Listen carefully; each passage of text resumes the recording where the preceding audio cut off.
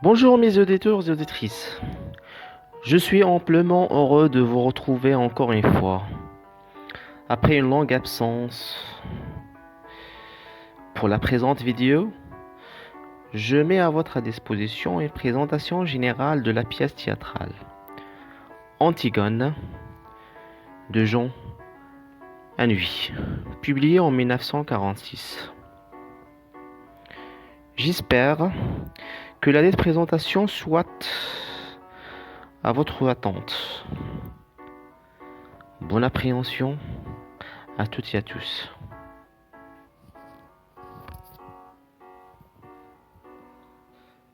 Commençons par le contexte historique.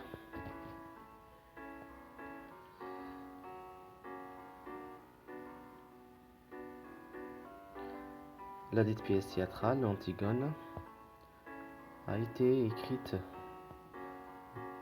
dans la première fois par Sophocle, un écrivain antique, plus précisément en 441 avant Jésus-Christ.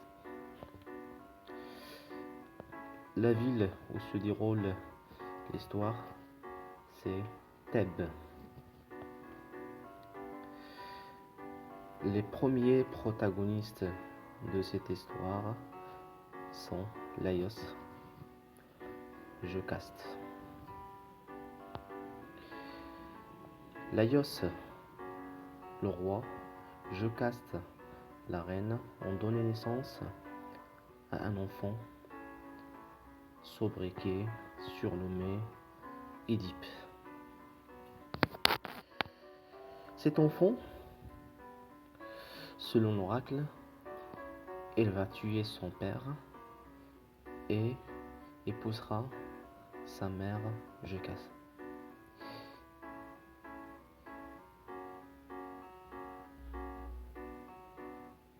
Édipe, par la suite, il va épouser sa mère Jocaste sans le savoir et il va y avoir une relation incestueuse. Cette relation incestueuse va donner naissance à 4 enfants: Polynèce, Ismène, Étiocle, Antigone. Jocaste avait un frère, il s'appelle Créon, qui est en même temps l'oncle de ses 4 enfants. Créon, il va épouser Eurydice. Cette relation conjugale va donner naissance à un enfant qui s'appelle Aimon. Ce dernier va entamer une relation amoureuse avec Antigone.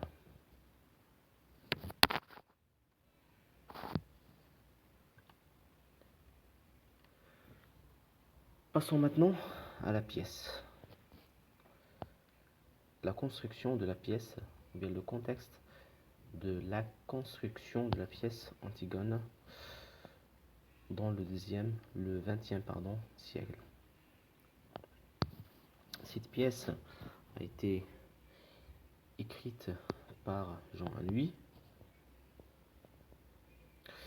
au XXe siècle et plus précisément en 1946. Ce siècle est connu par divers débordements, à savoir la Deuxième Guerre mondiale, l'occupation nazie de la France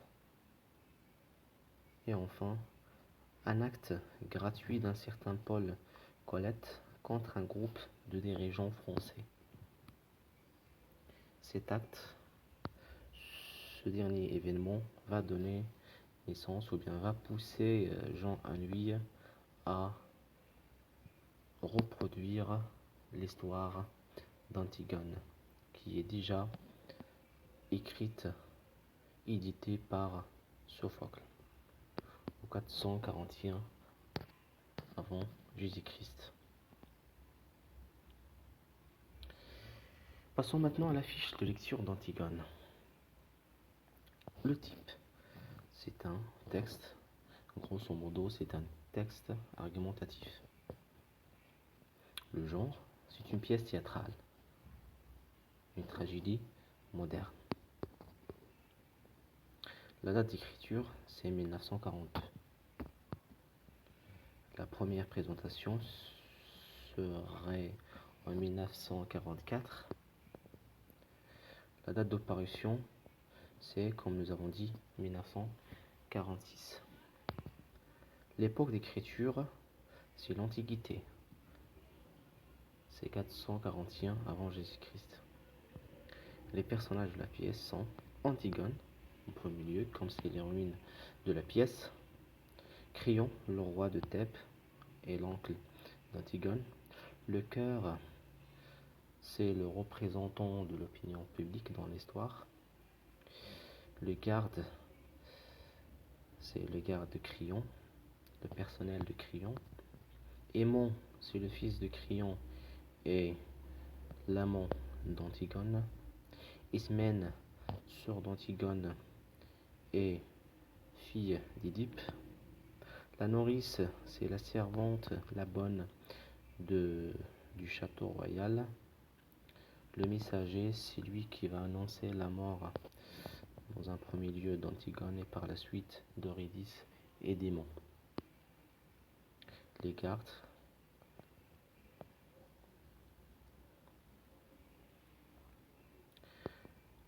La composition de la pièce, c'est une pièce dépourvue d'actes et de scènes.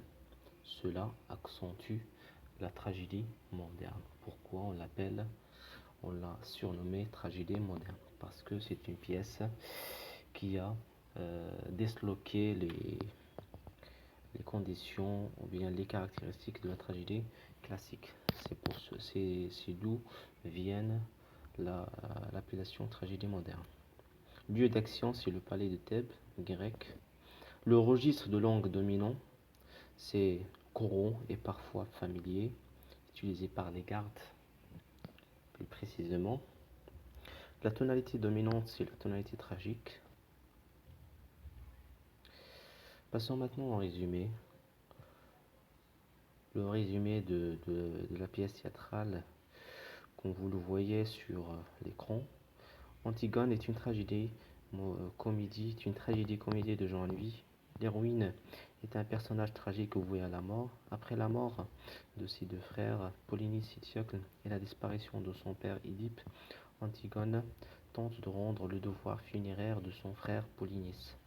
Malgré les décrets royaux qui l'interdit, l'entourage de l'héroïne tente de leur mieux de la pousser à laisser tomber son projet, mais en vain.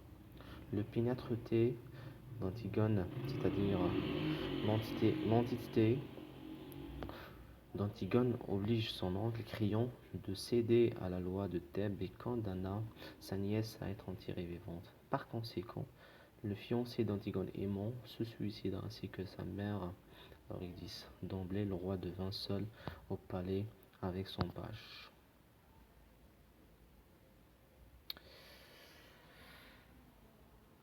En dernier lieu, on passe maintenant à la présentation des thèmes de la pièce. Dans la pièce, nous avons plusieurs thèmes. À titre d'exemple, la solitude, le pouvoir, l'enfance, le devoir, l'amour, la famille, la mort, la fraternité, le sacrifice, le défi et le bonheur. Merci pour votre attention, mes chers auditeurs et auditrices.